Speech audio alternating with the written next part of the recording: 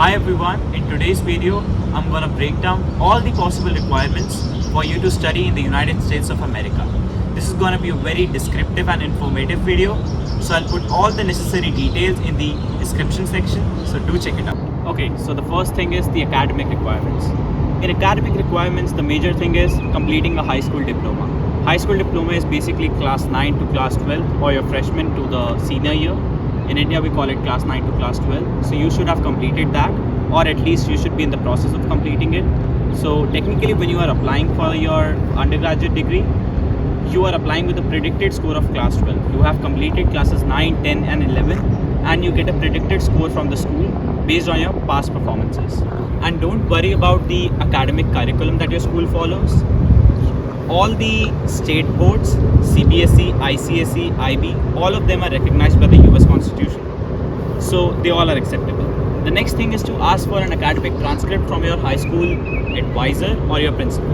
An academic transcript is an official record of all your high school grades from classes 9 to classes 12. And if you are from a non-English speaking country, then the next thing on the list is English proficiency test requirements. All non-native English speakers are asked to submit a proof that they have adequate English proficiency skills. For that, the most common exams that the students give are IELTS, TOEFL and Duolingo. Duolingo, on the other hand, is an online based exam. You can give either of them and you just have to clear a particular cutoff. After that, it doesn't matter whether you score high or low. So it's just like a requirement. You won't be judged based on your score on the English proficiency test requirement. The next thing on the list is standardized testing.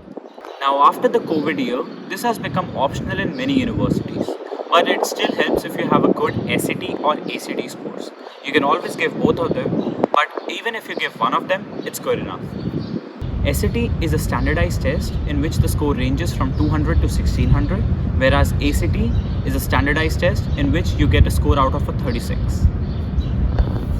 The next on the list is letters of recommendations.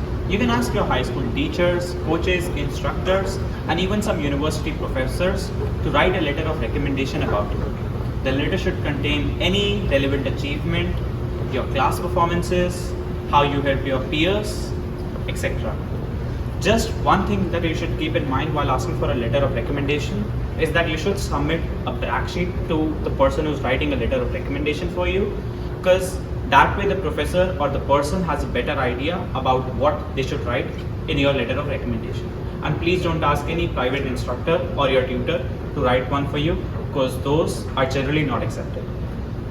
Now that we have learned about the basic requirements, I'm going to talk about the application portals that we can use to apply to the universities in the United States. There are two major portals, namely Common App and Coalition App. Majority of the students, they use Common App for their application processes. You go up to Common App, create your account using an email ID, and then you select a number of universities where you want to apply, and then you can find all the details about those universities, their requirements, and you can recheck those requirements with the requirements that I mentioned. Be sure to check out a university's website before finalizing an application portal, because some of the universities, they want you to rather apply using their own private websites, like their own academic portals, instead of using a standardized portal like Common App or Coalition App. And the next topic is essays and personal statements. When you apply to the universities in the United States, you'll notice that you have been asked to submit some personalized responses to some prompts. They could be anything from talking about a personal experience to an academic trip, etc. And apart from that, the biggest essay that you have to write is the Common App essay or the Coalition essay. The Common App essay is about 650 words long, while the Coalition essay is about 500 to 550 words long. You don't have to apply using both the platforms, so choose wisely before applying. You are given 7 prompts to choose from. Generally, students, they write about a personal experience, a moment that developed some personal growth in them, an experience that completely changed their life. This section is very important as this is a way for you to express yourselves outside the academic world.